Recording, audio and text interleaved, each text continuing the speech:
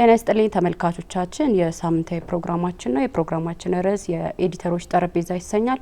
ፕሮግራሙ ደግሞ የሰላም ሚኒስቴር ከዩኒቨርሲቲ ኢትዮጵያ ጋር በመተባበር የሚያቀርበው ነው። የዛሬ የመወያያ ርዕሰ ጉዳያችን ሰላምና ልማት ይሰኛል። እንግዶቻችን ደግሞ ሊዲያ አበበ ከአሃዱ ሬዲዮና ቴሌቪዥን እንዲሁም ደግሞ ሱራፌል ዘላለም ከመናኸሪያ ሬዲዮ ናቸው። በሰላም ግንባታና እንዲሁም ደግሞ ልማትን አያይዘን ውይይቶች ያደረግን እዚህ ስቱዲዮ ቆይታ እናደርጋለን። ፕሮግራሙን እየመራው አብራችሁ የምቆየው ኢየሩሳሌም አለሙ ነኝ ከመላው ስቱዲዮ ባልደረቦቼ ጋር አብራችሁ ቆዩ። አክብራችሁ ስለመጣችሁ እጅግ በጣም አድርጌ አመሰግናለሁ። እኛም እናመሰግናለን።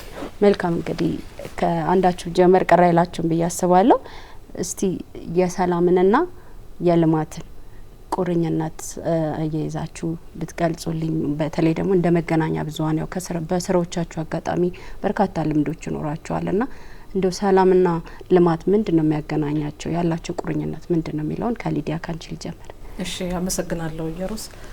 እንደሚታወቀው ያው ሰላምና ልማት ሁለቱም ስማቸው ራሱ አብሮ ሲጠቀስ አዎንታዊ መሆናቸው በጣም የሚያስታውቅ ነው። ሰላም ካለ ልማት አለ፣ ልማት ደግሞ እየተፋጠነ ካለ የሰላም ማረጋገጫ ነው ተብሎ ነው የሚታሰበውም የሚታየውም። ሰላም በሌለበት ሰላም በደፈረሰበት ግጭት፣ ነውጥ፣ ጦርነት፣ አለመግባባት ባለበት ቦታ ሁሉ ውድመት ነው የሚኖረው። ስለዚህ ሁለቱም የአንድ ሳንቲም ሁለት ገጽታ ናቸው። አንድ ሀገር ወይም አንድ አካባቢ ሰላማዊ ነው ተብሎ ሲጠቀስ ከሰላማዊነቱ ባሻገር እሺ ሰላም ነው ከዛስ ምን አሉት የልማት ስራዎቹ እንዴት ናቸው እድገቱ በምን ይረጋገጣል ተብሎ ነው ወደ ቀጣይ ጥያቄዎች ሊሄድ የሚችለውና ሰላም ባለበት ሁሉ ልማት አለ። ልማት ደግሞ እየተፋጠነ ባለበት ሰላም ለመረጋገጥ መንገዶች ወይም ጅምሮች አለ ተብሎ ማሰብ ይቻላል። አንዳንድ ጊዜ ግን ሰላም ስላለ ብቻ ልማት ሊኖር አይችልም።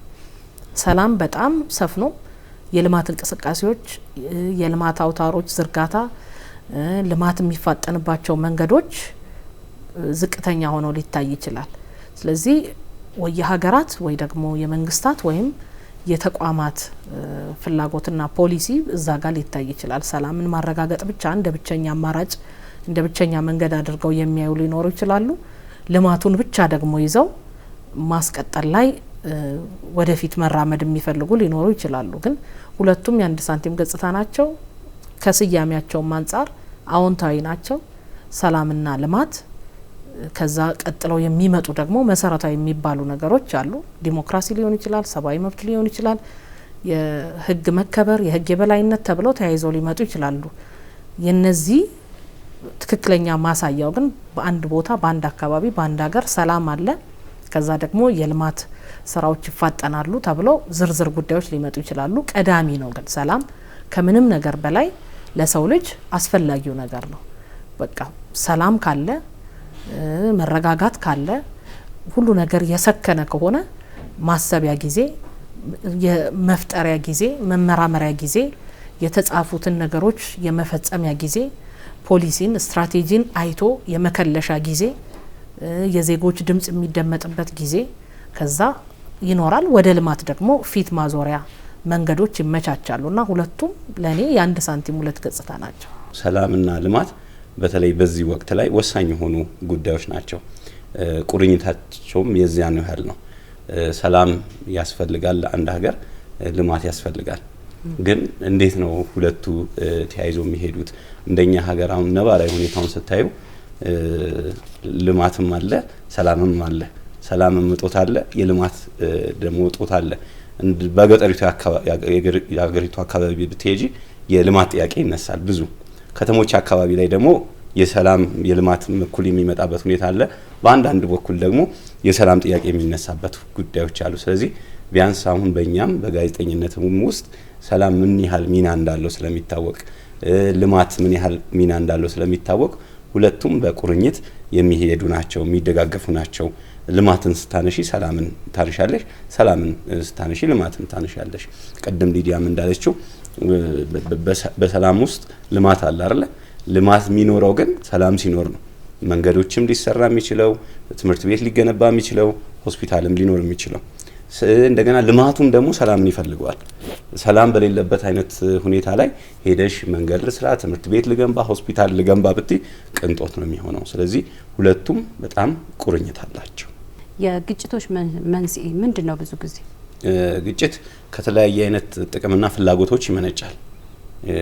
ለምሳሌ ዝም ብሎ አንድ ሰው ተነስቶ ከአንድ ሰው ጋር ሊጋጭ ይችላል። የሚጋጭበት ግን ምንድነው መሰረታዊ ምክንያቱ ብለሽ ትወስጃለሽ። የሆኑ ቡድኖች ተነስተው ያንን ነገር ሊፈጥሩ ይችላሉ። የመጀመሪያ ግጭቶች ውስጥ የሚያስገቡ ፍላጎቶች ናቸው። አንዱ የሆነ ፍላጎት ይኖረዋል፣ ያኛው ደግሞ ያንን ፍላጎት የመገደብ የመከልከል አይነት ነገሮች ይመጣሉ፣ ወደ ግጭት ያመራሉ። የሆኑ ቡድኖች ደግሞ ጥቅም ይኖራቸዋል። ለምሳሌ አንድ የሆነች ቦታ ላይ ነዳጅ ወጣ፣ ያንን ነዳጅ እኔ ይገባኛል፣ እኔ አይገባኝም፣ ወይም አንተ ነው የኔ ይዞታ ነው፣ ወይም ደግሞ አያቴ ያወረሱኝ ነው በሚል አይነት የሆነ ምክንያት ተነስቶ ግጭቶች ሊፈጠሩ ይችላሉ። ሪሶርስ ግጭት ያመጣል። የሪሶርስ ግጭት አለ፣ የፍላጎት አለ፣ ሌሎች ጥቅሞች አሉ። ስለዚህ እነዚህ አይነት ነገሮች ግጭቶችን ሊያመጡ ይችላሉ። ብንዘረዝራቸው ብዙ ናቸው፣ ግን በዋነኛነት በተለይ ጥቅም የምንላቸው ነገሮች ወደ ግጭት ሊያመጡ ፍላጎት፣ የሆነ ነገር የበላይነት መቆናጠጥ የሚፈልግ ስልጣን፣ እንደዚህ አይነት ነገሮች የሆነ በአቋራጭ መክበር መፈለግ፣ እንደዚህ አይነት ነገሮች ቀጥታ ወደ ግጭት ውስጥ ሊያመጡ ይችላሉ። የኔ ቀደም ይቅናም የእምነት ሊሆን ይችላል፣ የብሔር ሊሆን ይችላል፣ የኔ ምናምን እንደሱ አይነት እያሉ እየሰፉ መልካቸው ከአካባቢ መንደር ከመንደር ክልል እያለ ወደ ሀገርም እየሰፉ የሚመጡ ናቸው። የሰላም ግንባታ ስልቶች ምን ሊሆኑ ይችላሉ? እንደ መገናኛ ብዙሃን ታያለሽ? ሰላምን ለመገንባት በጣም ብዙ ስራዎች አሉ። ለምሳሌ በቀጥታ መገናኛ ብዙሃኑ ጋር እንኳን ሳንመጣ በፊት ሰላም ግንባታው የሚጀምረው ከቤተሰብ ነው።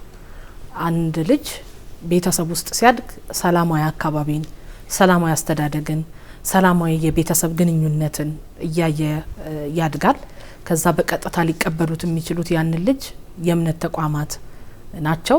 አድጎ ወደ ትምህርት ገበታ እስኪሰማራ በቤተሰብ ውስጥ በየትኛውም እምነት ውስጥ ቢሆን ወደ እምነት ቦታ መሄድ አለ። የእምነት ተቋማትም ደግሞ ሌላኛው የሰላም መገንቢያ ስፍራዎች ናቸውና በእምነት ተቋማትም ሰላም ሊገነባ ይችላል። ሰላማዊ የሆነ ግንኙነትን፣ መከባበርን፣ መፈቃቀድን፣ አንዱ የአንዱን ችግር መሸከምን፣ በዛ አውድ ውስጥ ደግሞ ሰላም የሚፈጠርባቸው መንገዶች ግጭት ከሚፈጠርባቸው የተሻሉ መሆኑን ማስተማር የእምነት ተቋም ውስጥ ያለ ሌላኛው የሚገነባበት መንገድ ነው። ትምህርት ቤትም አንዱ ነው። በትምህርት ቤት አንድ የመማሪያ ክፍል ውስጥ ተቀምጦ መማር፣ አንድ የትምህርት መርጃ መጽሐፍ ተዋውሶ መማር፣ በዛ በትምህርት ቤት ውስጥ አንድ መመገቢያ ቦታ ላይ መመገብ፣ ጨዋታው ሁሉ ነገሩ ሰላም ከሌለ ረብሻና ግጭት ከሆነ የመማር ማስተማር ሂደቱ አይሄድም። ስለዚህ ሰላም ሊገነባበት የሚችላቸው በየደረጃው አሉ ተብለው ሊጠቀሱ የሚችሉ ተቋማት ወይም መገንቢያ መንገዶች ከቤተሰብ፣ የእምነት ተቋም፣ ትምህርት ቤት ተብሎ ነው። ከዛ ልጁ ወደ ከፍተኛ ትምህርት ተቋምም ሲገባ ከዛ የቀዳውን ወይ የቀዳችሁን ይዛ የምትመጣው። ሚዲያው እንግዲህ የነዚህ ሁሉ አስተዋጽኦዎች አጠቃላይ ተጨምቆ የሚቀርብበት ነው። የሰላም ግንባታ ስራ ተብሎ ለአንድ አካል የተሰጠ አይደለም። ለአካባቢ ማህበረሰብ የሰላም ግንባታ ስራ ላይ ሊሰራ ይችላል። እድሮች ሊሰሩ ይችላሉ። ማህበራት ሊሰሩ ይችላሉ። የጽዋ ማህበር ልትዩ ትችያለሽ፣ እቁብ ልትዩ ትችያለሽ። ሰላማዊ ነገሮች የሚገነቡባቸው ናቸው። መረዳዳት፣ መከባበር፣ መቻቻል ምናምን የሚባሉት ነገሮች ተጠቅሰው ሲመጡ መጨረሻ ውጤታቸው ሰላም ነው። እነዚህ ሁሉ ነገሮች ለሰላም ግንባታ የምንሄድበት መንገድ ነው። ሚዲያው ደግሞ እነዚህን ይረከባል። ይሄ ተሰርቷል፣ ከዚህ ቀጥሎ ያሉት ደግሞ የቤት ስራዎች የማን ናቸው ተብሎ ሚዲያው የራሱን ኃላፊነት ይወስድና የሰላም ግንባታ ስራው ላይ አስተዋጽኦን ያበረክታል። ሁልጊዜ ከሚዲያ ሰላምን መገንባት ብቻም ላይ ይጠበቅ ይችላል። ለግጭት መነሻ የሚሆኑ ሰላምን አዋኪ የሆኑ ነገሮች ተነቅሰው ሊወጡ ይችላሉ ልንማርበት።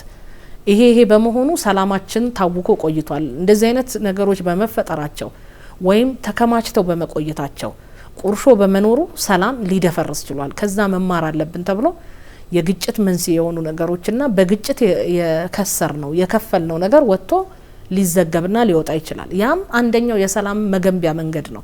ሁሌ በረከቱን፣ ሁሌ ለምለሙን፣ ሁሌ አረንጓዴውን ብቻ አትናገሪም ስለ ሰላም።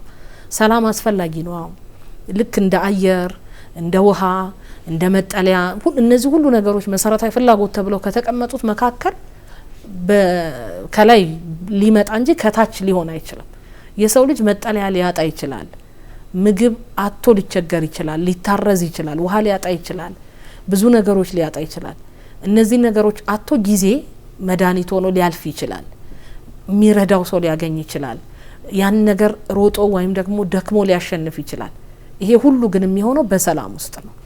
መንገድ ዳርም ልታድሪ ትችያለሽ፣ ትልቅ ነገር ቦታም ላይ ቤትሽም ልታድሪ ትችያለሽ። ሰላም ባለበት ቦታ ሁሉ መሰረታዊ ፍላጎቶችሽ ይሟላሉ፣ ነጻነትሽ ይከበራል፣ የተሰጠሽ የሰብአዊም የዲሞክራሲያዊ መብትም ሊከበር ይችላል። እነዚህን ግን የሚገነባበት መንገድ ያለፉትን የመጣንበትን የከሰርንበትን ነገሮች ሚዲያው በኩል ለኩል አውጥቶ ሲያስተምር ነው።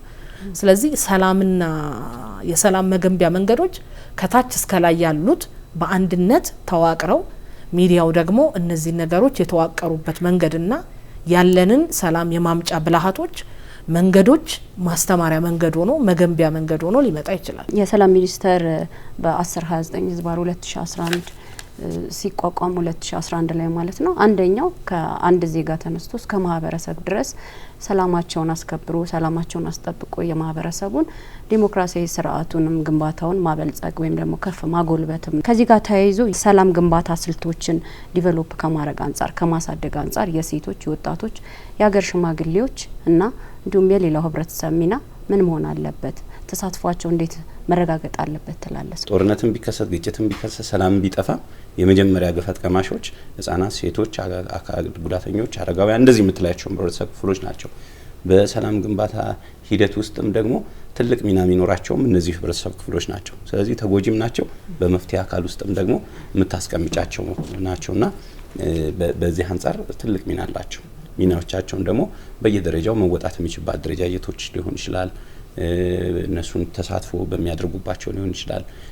በአጠቃላይ በሀገሪቱ ውስጥ በሚኖራቸው ሚና ላይ ጉልህ አስተዋጽኦ ይኖራቸዋል። ቀደም ብሎ ሱራፌልም እንዳለው አንቺም እንዳነሳሽው የሰላሙ በረከት ተካፋይ እንደሆኑት ሁሉ እነዚህ የማህበረሰብ ክፍሎች የሰላሙ የደፈረሰበት እርግማንም ተቋዳሽ ናቸው ወይም ደግሞ ገፈት ቀማሽ ናቸው። የመጀመሪያው ተሸካሚዎች ናቸው። በእርግጥ ሴቶችም አረጋውያንም ህጻናትም ወጣቶችም የማህበረሰቡ አካል ናቸው። ግን ደግሞ በተለይ ተጋላጭ ናቸው ተብሎ የሚታሰቡት ሴቶች በሰላም እጦት ውስጥ ግንባር ቀደሙ ናቸው ቢባል በመጀመሪያ ደረጃ ሀገር ላይ ሰላም ደፈረሰ ማለት ጦርነት አለ፣ ግጭት አለ፣ ነፍጥ አንግቦ ያለ የሚወጣ አካል አለ። ያ ማለት ልጇ ወይም ልጃቸው ሊሆን ይችላል፣ የቤት አባወራ ሊሆን ይችላል፣ ወንድም ሊሆን ይችላል፣ አጎት ሊሆን ይችላል፣ አባት ሊሆን ይችላል እና እነዚህ ሁሉ ሰዎች በቤታቸው ውስጥ የሚወጡትን ነገር ተሸካሚዋ ሴቷ ናት የምትወረው። ከአካባቢ መፈናቀል ሊኖር ይችላል፣ ልጆች ይዞ መጎሳቆል ሊኖር ይችላልና ከቤትም ከአካባቢም ከሀገርም አንጻር የመጀመሪያው ገፈት ቀማሽ ሴቶች ናቸው። ወጣቶች ደግሞ እንደሚታወቀው የሰላሙ መደፍረስ አደፍራሽም ሆኖ ሊመጡ ይችላሉ፣ ሰለባም ሆኖ ሊመጡ ይችላሉ። ምክንያቱም አብዛኛው በተለይ በኢትዮጵያ ብታዩ የወጣቱ ቁጥር ከፍተኛ ነው። በወጣት የተገነባች ሀገር ነው የሚባለው። ለሰላም እጦቱ ጠመንጃ ይዞ ጫካ ቢገባ ከተማ ላይ ነውጥ ቢያመጣ ይሄ ጉልበት ያለው አቅም ያለው መናገር የሚችለው መሮጥ የሚችለው መሳሪያ መሸከም የሚችለው አካል ወጣቱ ነው። በዛ ልክ ደግሞ የጥፋትንም አላማና አጀንዳ መሸከም የሚችለው ወጣቱ ነው። ቶሎ መቀበል ይችላል። ወጣትነት አለ፣ እድሜ አለ፣ ፍጥነት አለ፣ ቶሎ አለማገናዘብ አለ፣ የስራ አጥነት፣ የሌሎች የኑሮ ሸክሞችም ሲመጡበት። ህጻናት ደግሞ በውስጥ ያሉ ትልቁ ከሴቶች ቀጥሎ ከወጣቶች ቀጥሎ ሳንል በመሀል ያሉ ሰለባዎች ናቸው። ወዴትም መሸሻ ላይ ያገኙ ይችላሉ፣ ወዴትም መሄጃ ላይ ያገኙ ይችላሉ። ኃላፊነት የነሱን ኃላፊነት የማሳደግ የመንከባከብ ኃላፊነት ያለበት ሰው በግጭቱ ሰለባ ሊሆን ይችላል፣ ሊሞት ይችላል፣ ሊሰደድ ወይም ሊፈናቀል ይችላል።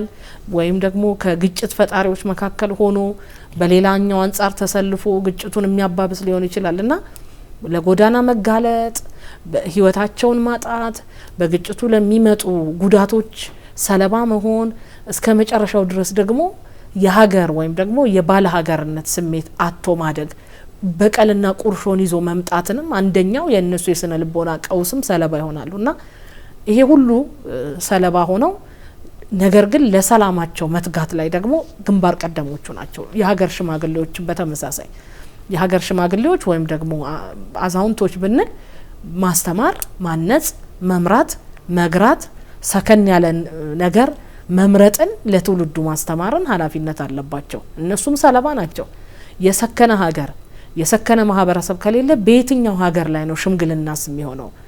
በሀገር ላይ ኖሮ በሀገር ላይ ተከብሮ እድሜንም ሁሉንም ጸጋውን ተካፍሎ ማርጀትን የመሰለ ነገር እነሱ የሚደርሱበት ነገርን ለሌሎች ማየት የሚቻለው እነሱ በሚያሰክኗት ሀገር ላይ መሆኑን መታወቅ አለበት። እነሱ ይሄ ኃላፊነት አለ። የሚመሯት ወይም የሚመሯት ሴት ከዛ የሚያስተምሩት ወጣት ከስር ኮትኩቶ የሚያሳድጉት ወጣት እነሱ ያረጁበትን ሀገር ተረክቦ እሱም ማርጀት እንዳለበት ኃላፊነቱን ማሸጋገር ላይ ትልቅ ሚና አለባቸውና ሰለባም ናቸው ባላደራዎችም ናቸው። እኩል እነዚህ አካላት እንደው አንድ ምሳሌ ብጠቅስልሽ እኔ ማስታውሰው የቤተሰብ አባል አለ። እነዚህ የቤተሰብ አባላት ተፋቅረው የሚኖሩ ቤታቸውን የሚያስተዳድሩ ለሌሎችም የሚተርፉ ነበሩ።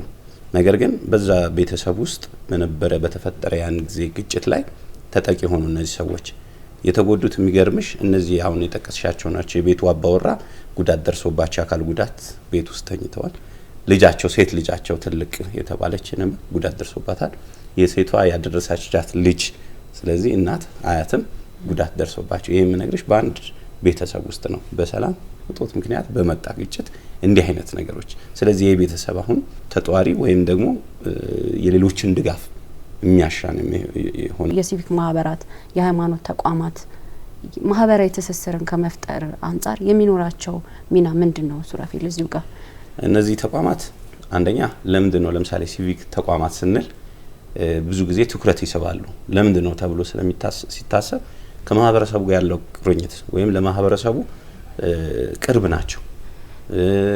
ማህበረሰቡም በተለያየ አይነት መልኩ ድምጹን የሚያሰማበት ሲቸገር ቶሎ የሚመጡ ናቸው እና እነዚህ ተቋማት ደግሞ በየደረጃው ትልቅ ሚና ያላቸው በማስተማር ረገድ፣ ህብረተሰቡን በማንቃት ረገድ፣ ህብረተሰቡ ጋር ቶሎ በመድረስም ረገድ በደንብ የተሳሰሩ እንደመሆናቸው መጠን እነዚህ ተቋማት ለህብረተሰቡ መቅረባቸው ብሎም ደግሞ በተለያየ አይነት መልኩ ስራ ውስጥ እንደመኖራቸው መጠን ቅድሚያ የሚደርሱ እንደመሆናቸው ከህብረተሰቡም ጋር ሁለተኛ ነገር ደግሞ ሪሶርስም አላቸው ከአቅምም አንጻር ከፋይናንስ አንጻር ከፖለቲካ ነጻ ናቸው ከገለልተኛ መሆናቸው እንደዚሁ ደግሞ የሌሎች ሀገራትን ተሞክሮ የሚያዙ ብዙ ብቁ ባለሙያዎችም ያላቸው እንደመሆናቸው መጠን ቅድሚያ እነዚህ አካላት ይሰጣቸዋል። በዛ ምክንያት ነው። የሃይማኖት ተቋማት ደግሞ ያው ዞሮ በተለይ አሁን እንደኛ ሀገር አብዛኛው ማህበረሰብ አማኝ ነው። የሃይማኖት አባቶች ተሰሚነት፣ ተቀባይነት ብሎም ደግሞ አስተምሮትም ሁለተኛ ነገር ደግሞ ህብረተሰቡም በሙስሊምም በክርስቲያን እምነት ላይ ያለው ነገር በጣም ትልቅ ነው። ፈጣሪው ላይ በእነዚህ ቤተ እምነቶች ላይ እነዚህ ቤተ እምነቶች ያሉትን ነገር የሚቀበል እንደመሆኑ መጠን ትልቅ ሚና አላቸው። ጦርነት ማስቆም የሚችሉ ናቸው። ግጭት ማስቆም የሚችሉ ናቸው። ይሄን አታድርግ የሚለውን ነገርም ቶሎ ህብረተሰቡም እነዚህን አካላት ሰምቶ እንደዚህ አይነት ነገሮች ስላሉ ትልቅ ሚና አላቸው። መልካም ሊዱ ምጨምሩ ሲል ያው እነዚህ አካላት አሁን አንቺ የጠቀሻቸው በተለይ የሲቪል ሶሳይቲው መንግስት ሁሉንም ነገር ሊሰራ አይችልም። በሀገራት ላይ እንደዚህ አይነት ተቋማት መቋቋም በተለይ እንደኛ በታዳጊ ሀገራት ላይ ያስፈለገበት ምክንያት ሁሉ ስራ በመንግስት አይሰራም። የሰላም ስራም የሰብአዊ እና የዲሞክራሲያዊ መብትም የማስከበር የማረጋገጥ ስራም በመንግስት ብቻ ተወስኖ የሚቀር አይደለም። ስለዚህ እነዚህ አጋዥ ኃይሎች ናቸው ማለት ነው። መንግስት ሊደርስባቸው የማይችሉ ቦታዎች ላይ፣ መንግስት ሊደርስባቸው የማይችሉ ክፍተቶች ላይ፣ መንግስት ሊያገኛቸው የማይችሉ ፍላጎቶች ላይ እነሱ ይሰራሉ። ከማህበረሰቡ ጋር ተቀራርበው ይሰራሉ። አንደኛው ማስተማር ነው፣ ማንቃት ነው። የተማረውን የነቃውን ማህበረሰብ ደግሞ የተስተካከለ መንገድ ውስጥ እንዲወጣ ክትትል ማድረግ ነው። ይሄ ስራቸውን አጠናክረው መቀጠላቸው ሰላምን ማረጋገጥ አይደለም ትልቁ ሚና፣ ግጭትንም ደግሞ ማስቆም አይደለም። ግጭትን ከምንጩ ወይም ደግሞ ግጭት እንዳይነሳ ያሉ ቀዳዳዎችን መድፈን ላይ ነው የሚሰሩት። ያስተምራሉ። መከባበር አለብን፣ እሴት ማክበር አለብን፣ መቻቻል አለብን፣ የጋራ ታሪክ አለን፣ የጋራ እንዲ ያለን የሚሉትን ነገሮች መጣያ ሳይሆኑ መግባቢያ ተከባብሮ መኖሪያ መሆናቸውን ያስተምራሉ። ስለዚህ የግጭት ምንጭ ናቸው፣ የግጭት ቀዳዳ ናቸው የሚባሉትን ይደፍናሉ ማለት ነው። ግን አፈትልኮ የሚወጡ ደግሞ ከዚህ ከቁጥጥር ውጭ ሆኑ ደግሞ ግጭቶች አሉ፣ ሰላምን የሚያደፈርሱ። ከዛ ውስጥ ደግሞ ወጥቶ ወደ ሰላም መምጫ መንገዶች እንዳሉ ደግሞ ያስተምራሉ፣ ያነቃሉ። በዛ ላይ የሚሳተፉ አካላትም ደግሞ ከእንደዚህ አይነት ነገሮች በኋላ ተመልሶ ሌላ ህይወት መቀጠል እንደሚቻል ያሳዩአቸዋል፣ ያስተምሯቸዋል። እገዛም አለ። ሱራፌል ቀድሞ እንዳለው የሌሎች ሀገራት ተሞክሮም ደግሞ እነዚህ ሲቪል ሶሳይቲዎች ያገኟቸዋል፣ ተሞክሮች ያገኛሉ፣ ስልጠናዎች ያገኛሉ፣ ጽሁፎች ያገኛሉ። እሱን በቀላል አምጥቶ ወደ ማህበረሰቡ ማድረስ፣ መንግስት በፖሊሲው አካቷቸው ሊሄዷቸው የሚችላቸው ነገሮች ግብአት መስጠትም አንደኛው ስራቸው ነውና ትልቅ ስራ አላቸው። ግጭትን ከምንጩ ከዛ በኋላ ግጭቱ ከተፈጠረ በኋላ መቆጣጠሪያ መንገዶቹ ይሄ ሁሉ ካለፈ በኋላ ደግሞ ሰላምን የማጽኛ መንገዱና ማህበረሰቡ የተስተካከለ ህይወት እንዲኖረው የማድረጊያ ስልቱን ያውቁታል። የእምነት ተቋማትም በቃ የትኛውም ሃይማኖት እንግዲህ የትኛውም ቢባልም በኢትዮጵያ ውስጥ ክርስትናና እስልምና ተብሎ ነው ያለው። ሁለቱም የሰላም ነገር ነው፣ የሰላም እምነት ነው ወይም የሰላም ሃይማኖት ነው። የሚሰብኩትም የሚያስተምሩትም ሰላምን፣ መከባበርን፣ እኩልነትን እና ደግሞ ዝቅ ብሎ አክብሮ ከፍ ማለትን የሚያሳዩ አምላክ ነው፣ የሚያሳይ አምላክ ነው የሚሰብኩት። አስተምሯቸውም ያ ነው። የሚቀዳውም ከመጽሐፍ ቅዱስም ከቁርአንም ሰላም ነው። ስለዚህ ሰላምን ለመስበክ የተዋቀሩና የተቋቋሙ እና እሱንም ደግሞ አዝልቀው የመጡ ተቋማት ምእመኖቻቸው ሰላም ላይ ንቃት እንዲኖራቸው፣ ሰላማቸውን ማስጠበቅ ላይ ምንም አይነት መወላወል እንዳይኖራቸው ማንቃት፣ ማስተማር ከፍተኛ ኃላፊነት አለባቸው። የትኛውም ቦታ የትኛውም ነገር በግጭት ሲወድም አንዳንድ ጊዜ የእምነት ተቋማት ተጠበቀው ይቆማሉ።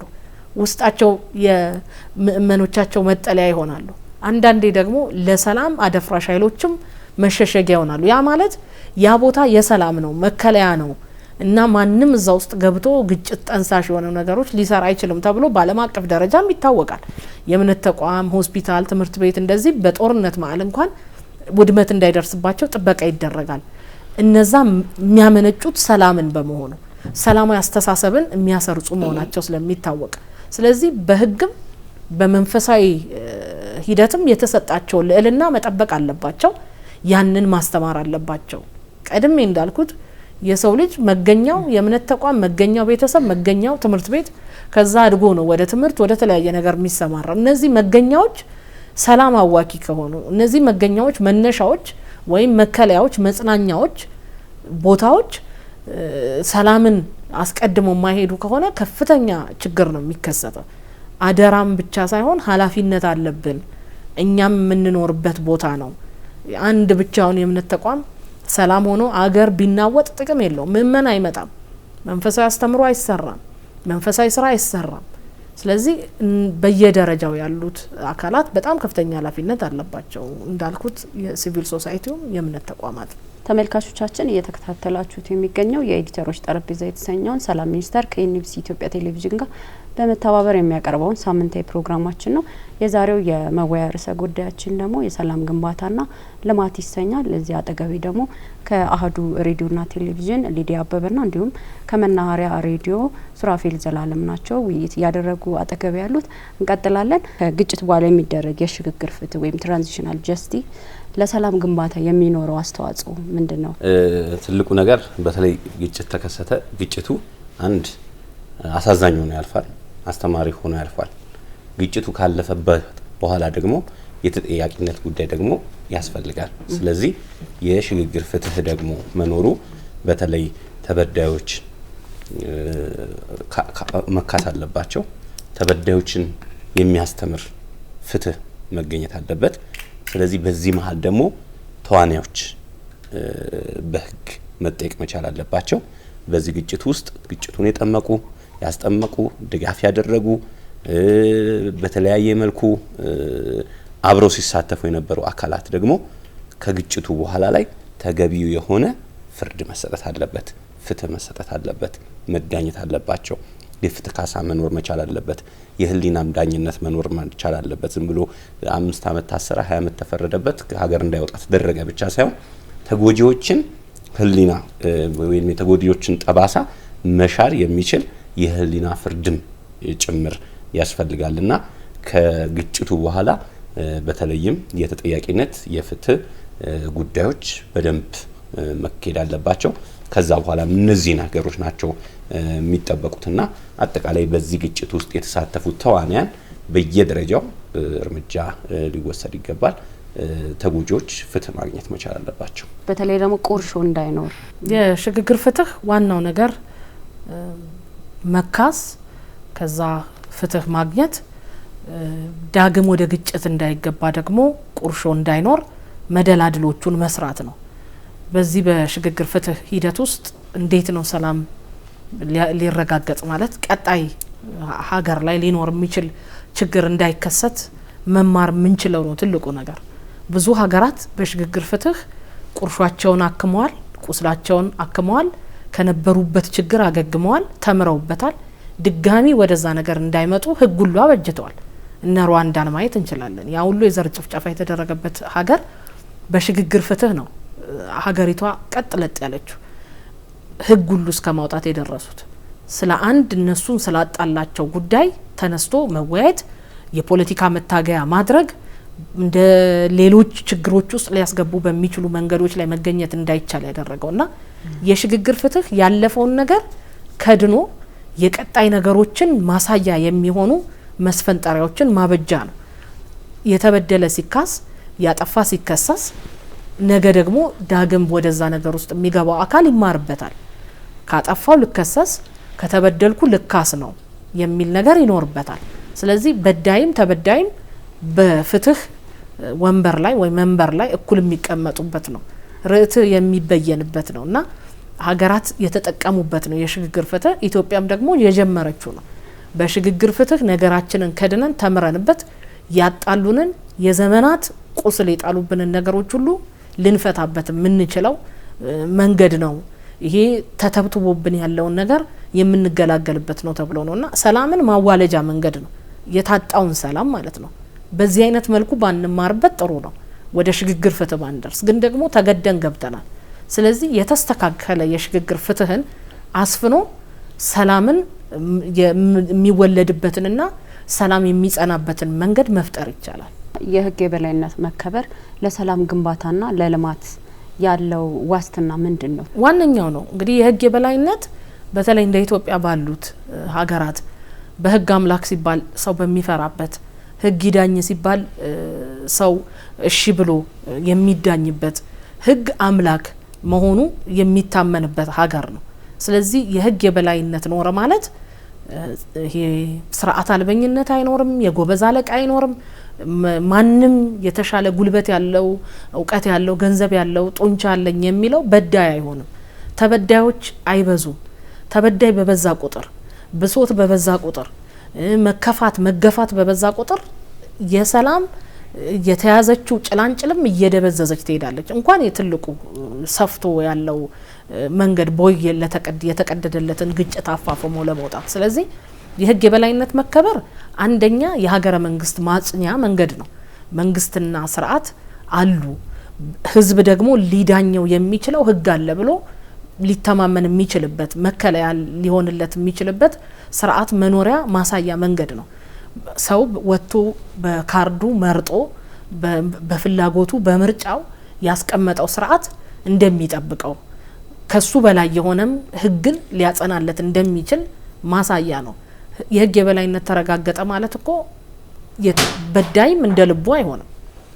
ህግን ሊጥስ አይችልም። የተጻፈ ህግ ብቻ ሳይሆን አንዳንድ ጊዜ በተለምዶ የምናውቃቸው ህጎች አሉ፣ እንዲሁ በመኖር ያከበር ናቸው። ህግ ላይ ስለተጻፈልን አይደለም እኮ የጎረቤታችንን አጥር ሰብረን ማንገባው፣ የጎረቤታችንን ሄደን የሆነ ነገር ቀጥፈን ማንመጣው። ያልተጻፈ ግን የምንኖርበት ህግ አለ። ስለዚህ እንደዚህ አይነት እየተጣሱ የመጡ ነገሮችና ለሰላም አደፍራሽ የሆኑ ነገሮችን ማረቂያው መንገድ ነው። የህግ የበላይነት ሰፈነ ማለት እንዳልኩት ስርዓት አልበኛም አይኖርም፣ ጠመንጃ ወልዋይም አይኖርም። ህግ አላ እዳኛለሁ፣ እከሰሳለሁ፣ ፍርድ ቤት እቆማለሁ፣ በነጻነት ወይም ደግሞ በነጻነት ሊያንቀሳቀሱኝ የሚችሉ ነገሮች ተቆልፈውብኛል ብለው አያስብም። ስለዚህ የህግ የበላይነት ለሰላምን ማጽኛ የሰላምን መገንቢያ አንደኛው መንገድ ነው። ሁሌ በኢትዮጵያ ይጠየቃል እኮ የህግ የበላይነት ይባላል። ሰዎች ከህግ አግባብ ውጭ ሲገደሉ ሲፈናቀሉ ሲሉ የህግ የበላይነት ይባላል። ህግ የበላይ ሆነ ማለት ችግርና መከራ ስርዓት አልበኝነትና ጽንፈኝነት ከታች ይሆናሉ ማለት ነው። ስለዚህ እነዚህ ሁሉ ከታች ሆኑ ማለት የሰላም እጦት አይኖርም። የተጻፉ ህጎች አሉን፣ ፍርድ ቤት አለን፣ ምክር ቤት አለን፣ ብዙ አካላት አሉ ህግን የበላይ የሚያደርጉ የፍትህ አካላት አሉ፣ ፖሊስ አለን፣ ምን አለን። እነዚህ ሁሉ በጋራ በቅንጅት ህግን የበላይ መሆኑን ማሳየት ሲችሉ ተጠራቅመው ያሉ ግጭት አዋላጅና ግጭትን ጠንሳሽ የሆኑት ሂደቶች ሁሉ የበታች ይሆናሉ። ተቋማዊ አሰራርን በማጠናከር ግጭቶች ከመነሻው እንዳይነሱ እንዴት አድርገን መከላከል እንችላለን? ትልቁ ነገር በተለይ እኛ ሀገር ያው ተቋማዊ አደረጃጀቶች ሚና አላቸው። የተቋም ግንባታ ሲባል ብዙ ተቋማት አሉ ኢትዮጵያ ስር።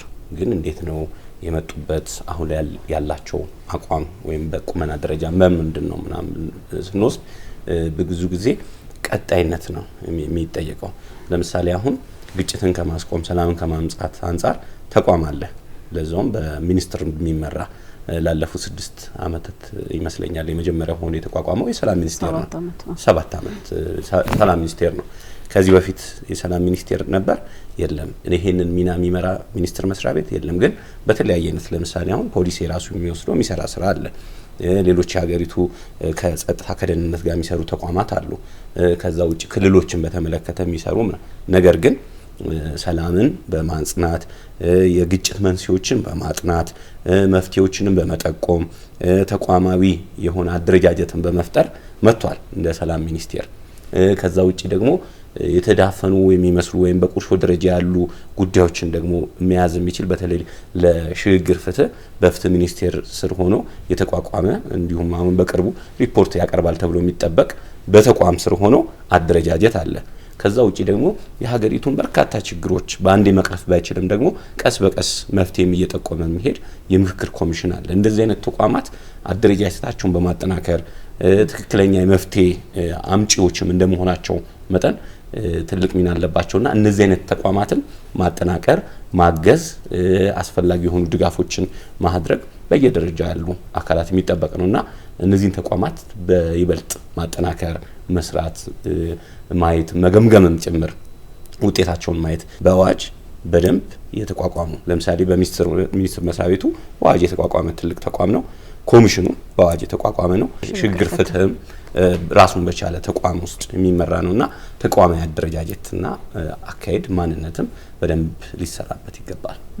ለግጭት መንስኤ የሚሆነው እንደ ተፈጥሮ ሀብቶች ድንበር ነው፣ የተፈጥሮ ሀብቶች ነው። ቀደም ብሎም እናንተ እንደጠቀሳችሁት ከግጭት መንስኤ ከመሆን ይልቅ የልማት መንስኤ እንዴት ማድረግ እንችላለን? ፍትሃዊ ተጠቃሚነት መረጋገጥ መቻል አለበት። እንዴት ማረጋገጥ እንችላለን? ለምሳሌ አሁን በሀብቶች አሉ አይደል? ያ ሀብት ለምሳሌ ማዕድን ሊሆን ይችላል፣ ውሃ ሊሆን ይችላል። ለምሳሌ አሁን እኛ ኢትዮጵያ በህዳሴ ግድብ ስንል የነበረው ለመገደብ እና ለመግባት ፍትሃዊ ክፍፍል ባለመኖሩ ነው አይደል? በሀገራት መካከል ስለዚህ ያንን ፍትሃዊ ክፍፍል ባለማግኘታችን ድምጻችንን ስናሰማ ነበር። ስለዚህ የነበረን አማራጭ ምንድነው? መገደብ። ገድቦ ደግሞ እኛም ተጠቃሚ እንድንሆን ሌሎቹም ተጠቃሚ እንዲሆኑ ነው ያደረግነው። በሀገራችን ባለው የማህበራዊ ኢኮኖሚያዊ ጉዳይና ፖለቲካዊ ጉዳዮች ላይ እኩል ተጠቃሚ መሆን፣ ፍትሃዊ ክፍፍል የሀብትም ሊሆን ይችላል፣ የሪሶርስ ሊሆን ይችላል፣ ስልጣን ሊሆን ይችላል። ምንም ፍትሃዊ የሆነ ክፍፍል ካለ ቢያንስ ግጭትን ማስቀረት እንችላለን። ዞሮ እዛ ጋር የሚያመጣው እኮ ግጭቱን የሚያመጣው ጥቅም ነው። የሆነ አካባቢ ላይ የሆነ ነገር ተገኘ፣ ያ አካባቢ ማህበረሰብ የሚሳተፍበት ማግኘት ያለበት ትምህርት ቤት ሊያገኝ ይገባል፣ ጤና ጣቢያ ሊያገኝ ይገባል። ከዛ ጋር መሬቱ ላይ ያለው ሀብት ላይ በሙያው ሊያገዝ ይገባል። እንዲህ አይነት ነገር ፍትሃዊ ክፍፍል ከሆነ ምን ካለ ግጭትም አይመጣም፣ ማህበረሰብም አብሮ ተያይዞ ማደግ ይመጣል። ሌሎቹንም አካቶ ያለውን ነገር እየተካፈለ እየተቋደሰ መሄድ ይችላል። ስለዚህ ፍትሃዊ ክፍፍል፣ ተጠቃሚነት መረጋገጥ፣ ሌሎች በየደረጃ ያሉ እንደተጠበቁ ነው። ሰው ሰራሽ የሆኑ ሜጋ ፕሮጀክቶችም ሲጠናቀቁ የልማት መንስኤ እንዴት ማድረግ ነው የምንችለው? ሊዱ እዚህ ለምን ታያለሽ? ተጨማሪ መሰረተ ልማትም የተፈጥሮ ሀብትም መጣያ አይደሉም። እንደውም በጋራ ተስማምቶ ፍሬ የማፍሪያ መንገዶች ናቸው። ያለንን ሀብት ብናየው በሀገራችን የትኛው መሬት ለብቻ ለምቶ ወይም አንዱ አካባቢ ላይ ችግር መጥቶ የትኛው ውሃ ለብቻው ተገድቦ የትኛው ውሃ አስተለቆ ችግር አምጥቶብናል፣ ሰላም አምጥቶብናል የሚለው ነገር በጣም ብዙ የጥናት የሚፈልግ ነው። ግን ደግሞ ያለን ሀብት በጋራ ልንጠቀምበት እንኳን ለኛ ለኢትዮጵያውያን ለሌሎች መትረፍ የሚችል ሀብት ነው ያለን። የተፈጥሮ ሀብታችን መሬታችን እንደውም ኢትዮጵያ እኮ የምትገለጸው ዳቦ የሆነ አፈር፣ ዳቦ የሆነ መሬት እና ደግሞ የተትረፈረፈ የውሃ ሀብት ባለቤት መሆኗ ነው። ከዛ ማዕድኗን ቢሆን ደግሞ ገና ወጥቶ ያላለቀ ነው። እንኳን ልንጣላባቸው ቀርቶ ያለንን ነገር በፍትሃዊነት ሱራፌል ሲገልጽ የነበረው ፍትሃዊ ተጠቃሚነት እንኳን ለሀገር ውስጥ ለሌሎች ሀገራትም እኮ ድንበር ተሻጋሪ ሀብቶቻችንን የፍትሃዊ ተጠቃሚነት መርህን ነው ኢትዮጵያ ይዛ የምትሄደው። የአባይን ውሃ ብታይ ኢትዮጵያ መጀመሪያ ለብቻዬ ልብላ፣ ለብቻዬ ልጠቀም፣ እኔ ብቻ ልልማ የሚል መርህ አትከተልም። እንደ ሀገር ይሄ መርህ እያለን ህዝብስ ደግሞ እንደ ህዝብ እንዴት ነው እኔ አካባቢ ጋር መተሰፍረህብኛል፣ የኔን ሀብት እየተቀራመትክ ነው፣ የኔ ውሃን በብዛት እየተጠቀምክ ነው፣ በኔ አፈር ላይ እያለማህ ነው፣ የኔ መሬት ላይ እየከበርክ ነው የሚል ጥያቄ ሊያመጣ የሚችለው እኛ ቸር ሆነን ለሌሎች ሀገራት የተፈጥሮ ሀብታችንን በፍትሃዊነት እንጠቀም፣ በኩልነት እናልማ፣ በጋራ እንልማ፣ በጋራ እንጠቀም እያለን ሀገራዊ አላማ ይዘን እየሄድን ወይም አንድ መንግስታዊ መርህ ነው ብሎ በውጭ ጉዳይ ፖሊሲውን በምንም ይዞ መንግስት እየተከተለው ያለውን ወደ ታች አውርዶ ደግሞ ህዝቡ ይሄንን ነገር እንዴት መጠቀም ያቅተዋል? መጀመሪያ ላይ የተነሳው ነገር ነው። እዚህ ጋር የቤት ስራው ነው የሚመጣው። የእምነት ተቋማት ስራቸው ይሄ ነው። ቤተሰብ ስራው ይሄ ነው። ከዛ የሲቪል ሶሳይቲው፣ የማህበረሰብ አንቂው፣ የእምነት ተቋማት፣ ፖለቲከኞች ስራቸው ይሄ ነው። መጣያችን ሳይሆኑ የጋራ መበልጸጊያችን ናቸው ሀብቶቻችን። የምንጋራው ድንበር፣ በጋራ የምናርስበት መሬት፣ በእኔ ቦታ ላይ ያለ የከበረ ሀብት አቅም ያለው መጥቶ፣ ጉልበት ያለው መጥቶ፣ ጥበብ ያለው መጥቶ አውጥቶት በጋራ የምናድግበት ነው የምንበለጽግበት ነው ብሎ ማስተማርና መግራት ያለበት እነዚህ አካላት ናቸው። ስለዚህ ያለን ሀብት መጣያ አይደለም፣ በጋራ የምንከብርበት ነው። ስንወድም በጋራ ነው የምናወድመው። ስንጋጭ ላንጠቀምበት ነው፣ እንደውም ትተነው ሌላ ቦታ ተፈናቅለን ልንሄድ ነው የሚል አስተሳሰብ በውስጥ መምጣት አለበት። መልማት የሚችል ሀብት ይዘን የሚያለማውንና በጋራ አልምተን መኖር የምንችልበትን መንገድ አጥብበን ማደግ አንችልም። እንደውም ድህነት ነው። ድህነት ደግሞ ለግጭት ዋነኛው መንስኤ ነው። ሰላምን ማደፍረሻ አንደኛው መንገድ ነው። በቃ አይምሮ ስለ አንድ ነገር ነው የሚያስበው። መለወጥ አለመቻለን፣ ሰርቶ መክበር አለመቻለን፣ በሀገር ላይ መልማት አለመቻል ሲታሰብ አቋራጩ መንገድ ወደ ግጭት መግባት ነውና መጣያችን ሳይሆኑ በጋራ የምንለማበት ነው ብሎ ማሰብ ነው። ልክ ሜጋ ፕሮጀክቶችም ቢሆኑ የህዳሴው ግድብ ቤኒሻንጉል ላይ እዛ ጉባ ላይ ተቀመጠ እንጂ የጋራ ሀብት ነው። እንኳን የጋራ የኢትዮጵያ የአፍሪካ ኩራት ነው። እኛ አይደለንም አፍሪካውያን በኩራት እያወሩለት ያለ ፕሮጀክት ነው። ይሄንን በጋራ እንዴት አድርገን ነው የምንጠቀመው? ከስራ ፈጠራው፣ ከቱሪዝም ሀብቱ፣ ከኤሌክትሪክ አመንጭቶ ከሚገኘው ገቢ፣ በአካባቢው ላይ ካለው ውበት፣ ከዛ ደግሞ ግዙፍ የሆነ የኢትዮጵያን የማድረግ ወይም የመፈጸም አቅም ብቃት ማሳያ የሆነውን በዲፕሎማሲያዊ ትግል የማሸነፊያ ምንድነው ማሳያ። በቃ ይሄ ትልቁ የኛ ዋንጫችን ነው፣ ዲፕሎማሲ ማሸነፊያ መሆኑን። በጦርነት አልፎከርንም፣ ህግ ዳኝ ብለን የግልግል ፍርድ ቤቶች ላይ አልቆምንም፣ ዳኙን አላልንም፣ እኛም መጠቀም እንችላለን የሚለውን መብታችንን ካርዳችንን መዘን ሄደን ያሸነፍንበት ነው። ይህን ያሸነፍንበትን ነገር ደግሞ በጋራ የምንቋደሰው ሀብት ነው ብለን ማሰብ አለብን። በሌሎች አካባቢዎችም ያሉ ሜጋ ፕሮጀክቶችን የስኳር ፋብሪካ ሊሆን ይችላል፣ የማዕድን ማውጫ ትልልቅ ኢንዱስትሪ ሊሆን ይችላል። በአንድ አካባቢ ላይ የመጣ ልማት ለዛ አካባቢ ማህበረሰብ ብቻ አይደለም እኮ ከሌሎች አካባቢዎች መጥተው የስራ እድል የሚፈጠርበት ነው። የስራ እድል የተፈጠረለት ቁጭ ብሎ ማሰላሰያ ያገኘ ዜጋ ደግሞ ነገን ማልማትን ነው የሚያስበው። ስለዚህ መዘን ልንጋጭባቸው ልንከራከርባቸው የሚገቡ ፕሮጀክቶች በቀጣይ ጀርባቸው ማንን ነው የሚያስጠቀሙት ምን ታገልለትን ህዝብ አይደለም ወይ ብሎ ማሰብ ያስፈልጋል። ፖለቲከኞች እንደዚህ አይነት ሀሳብ ሲያመጡ የእምነት ተቋማትን በተመሳሳይ በእኛ አካባቢ ላይ በእኛ የእምነት ተቋም አካባቢ ላይ የተገነባ የሲሚንቶ ፋብሪካ አካባቢው ላይ ያለውን ወጣት አስጠቅሞ እንደው መንፈሳዊ አገልግሎትና መንፈሳዊ ትምህርቱን በሰከነ መልኩ መጥቶ እንዲያገለግል እንዲማር እንዲሰክን ያደርገዋል ብሎ ማሰብ አለበት። አንድ አካባቢ ላይ የተገነባ የቱሪዝም መስህብ የሚሆን ቦታ አካባቢውን እኮ ይጠቅሰዋል።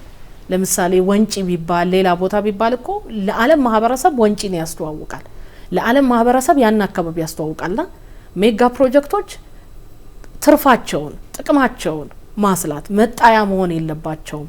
ልክ እንደ ሪሶርሳችን በፍትሃዊ ተጠቃሚነት መርህ በጋራ የምንጠቀምበት ነው። ኢትዮጵያ ደግሞ የትኛውም አካባቢ አንድ ሀገር አንድ ህዝብ እና አንድ ማህበረሰብ እንፈጥራለን ብለን ካሰብን ያሉን ልዩነቶች ውበት ናቸው። አንድ መሆን እንችላለን፣ አንድ አይነት መሆን አንችልም የሚለውን መርህ ይዞ መቀጠል ነው። በአንድነት ውስጥ ደግሞ ልማትም ተጠቃሚነትም የጋራ የሀብት ክፍፍልም እኩልነትም ጸንተው መምጣት የሚችሉ ናቸው። በመጨረሻም እንደው ጠቅለል ስናደርገው ኢኮኖሚያዊ እድገት ተጠቃሚነትን ሁሉም ማህበረሰብ በእኩልነት መጠቀሙን እንዴት ማረጋገጥ እንችላለን? አንደኛ ማረጋገጥ ያው ሚዛን ያስፈልገዋል።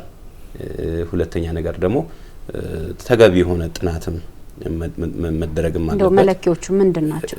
አሁን ለምሳሌ ሱራፌል በልቷል ዛሬ ካልሽ መብላቴን ማረጋገጫ የራሴም ነገሮች ይኖራሉ፣ ግን አንቺ የምታይበት ምንድነው አይነት ነገር እዚህ ጋር ማረጋገጫ የሆኑ መስፈርቶች በደንብ ግልጽ ሆኖ የሚቀመጡ ናቸው። በየደረጃው ሊሆን ይችላል፣ በዘርፍ ሊሆን ይችላል። ስለዚህ ቢያንስ አሁን የሰላም መረጋገጫ ለምሳሌ አዲስ አበባ ሰላም ነች፣ ትግራይ ሰላም ነች ምናምን ስንል ምንድነው መስፈርቱ? የሰላም ያለሽ የምታስቀምጫቸው ነገሮች ይኖራሉ። የሆነ ቦታ ላይ ችግር አለ ስትይ ምንድነው ችግሩ? የመነጨው ከምንድነው? ከግለሰቦች ከቡድን ነው የሆነ ነገር ነው ምናምን አይነት ብለሽና እንደሱ አይነቶች ስላሉ እነዛን መስፈርቶች በደረጃው በየዘርፉ መለየት ያስፈልጋል። በዛ መልኩ ማስቀመጥ ይቻላል። ሁሉም ማህበረሰብ ከኢኮኖሚያዊ እድገት ተጠቃሚ ነው ብለን ማረጋገጫው ምን ሊሆን ይችላል? እሱም ከፍተኛ ስራ ነው። እንግዲህ ጥናት የሚያስፈልጋቸው ለዚህ ነው። እኩል ተቋዳሽ ነን ወይ? አየሽ ለግጭትም ላለመግባባትም መንስኤው ለምሳሌ አንዳንድ በሀገራችን የሚነሱ ተሞክሮችን ስናያቸው እኛ አካባቢ ላይ ለምሳሌ የአስፓልት ከአንዱን ክልል ከሌላው ክልል የሚያገናኝ ወይ ዞን ከወረዳ የሚያገናኝ መንገድ አልተሰራልንም፣ እናቶች በቀሬዛ ነው እስካሁን የሚሄዱት የሚል ነገር ይነሳል። በጣም ሪሞት የሆነ ኤሪያ ላይ ውሃ አልገባልንም የሚል በጣም የገጠር አካባቢ ይኖራል። ኤርፖርት አልገባልንም የሚል ይኖራል። የልማት ተቋዳሽ አልሆንም የሚል ነገር ይነሳል። እንዲሁ ከዚህ ጋር እያይዘሽ በእርግጥ ሁሉንም እኩል የልማት ተቋዳሽ ላታደርጊ ትችያለሽ። አንጻራዊ ተቋዳሽ ምክንያቱም ሪሶርስ ሊሚትድ ነው። በርግጥ አንጻራዊ ተቋዳሽ የሚባል አለ እና መሰረታዊ ደግሞ ልማትና የኢኮኖሚ እድገት የሚባሉ አሉ። ትምህርት ቤት፣ ሆስፒታል እንደዚህ መሰረታዊ ናቸው። እንኳን ለሰዎች በተለያዩ አካባቢዎች ላይ ለአርብቶ አደሩ አካባቢ ለከብቶቻቸው፣ ሌሎች አካባቢዎች ላይ ደግሞ በዛ አካባቢ ላለው ማህበረሰብ ጤና ጣቢያው ምን ሁሉም ነገር የተጠናከረ መሆን አለበት። ልማትን የምናይበት አንጻር ነው። አሁን ለአንድ አካባቢ ሆስፒታል፣ ትምህርት ቤት፣ መንገድ፣ የውሃ በጣም ዝናብ ሲመጣ መተላለፊያ እጦት ሊገጥም የሚችል የድልድዮች ግንባታ እንደ ልማት ተቋዳሽነት ሲያጡት በጣም አስከፍቶ ወደ ችግር ሊያስገባ ይችላል። አንዳንድ አካባቢ መዝናኛ ሊጠይቅሽ ይችላል። አንዳንድ አካባቢ እንደተባለው ኤርፖርት ሊጠይቅሽ ይችላል። ስለዚህ የልማት ተቋዳሽነትን በአካባቢውና በየአሰፋፈሩ በህዝቡ ስነ ልቦና በተገነባበት መልኩ ቃኝቶ ከሁሉም በእኩል ድርሻ ተካፋይ የሚሆንበት ነገር ያስፈልጋል። ዋናው ግን ትምህርት ቤትም ጤና ጣቢያም ሆስፒታልም ቤትም ጭምር ከልማቱ እሱ ራሱ አንዱ የልማት ትሩፋት ተብሎ ስለሚታሰብ ተቋዳሽ መሆን ያስፈልጋል። ሰላማችንን መገንባት አለብን ካለን የኢኮኖሚ ተጠቃሚነት በፍትሃዊነት መረጋገጥ አለበት። የልማት ተቋዳሽነቱ ፍትሃዊ መሆን አለበት። አንዱ አካባቢ በጣም ለምቶ አንደኛው የሚያሳዝን ሆኖ አንደኛው በጣም ለምለም ሆኖ አንደኛው በጣም ድርቅ አጥቅቶት መሆን የለበትም። የአንድ አካባቢ የግጦሽ መሬት የተስተካከለ አንዱ ግጦሽ መሬት አጥቶ ከአካባቢ የሚዘዋወርበት መሆን የለበትም። ትምህርት ቤትም በተመሳሳይ ትምህርት ቤት ለማግኘት 2 ሰዓት 3 ሰዓት መጓዝ መቅረት፣ ጤና ጣቢያ ለማግኘት በቃሬዛ ተሸክሞ ሄዶ ወላድንም ልጅንም ህመምተኛንም ለአደጋ ማጋለጥ አያስፈልግም። ስለዚህ የልማት ተቋዳሽነት የሰላም ማረጋገጫ መንገድ መሆኑ መታሰብ አለበት። የከፋው ነው መከፋቱን ሊገልጥበት ወደሚችለው መንገድ ተገፍቶ የሚገባውና በፍትሃዊነት በሁሉንም ደግሞ ሊያስጠቅም በሚችሉ መንገዶች ላይ መቃኘት አለበት። ሊዲያ አበበ ከአህዱ ሬዲዮና ቴሌቪዥን እንዲሁም ደግሞ ሱራፌል ዘላለም ከመናኸሪያ ሬዲዮ ሰላምና ልማትን አያይዛችሁ ለሰጣችሁኝ ጥልቅ ማብራሪያዎቻችሁ እጅግ በጣም አድርጌ አመሰግናለሁ። እኛም እናመሰግናለን። ተመልካቾቻችን እስካሁን ተከታተሉት የቆያችሁት ሳምንታዊ የኤዲተሮች ጠረጴዛ የተሰኘው ሰላም ሚኒስቴርና ኤንቢሲ ኢትዮጵያ ቴሌቪዥን በጋራ የሚያዘጋጁት ፕሮግራማችን ነበረ። ፕሮግራሙን ወደ እናንተ በማድረስ ከስቱዲዮ ባልደረቦቼ ጋር አብሬያችሁ የቆየሁት ኢየሩሳሌም አለሙ ነበርኩኝ። ሳምንት በሌላ ርዕሰ ጉዳይና በሌላ እንግዳ እስከምንገናኝ ድረስ ሰላም ከእናንተ ጋር ይሁን።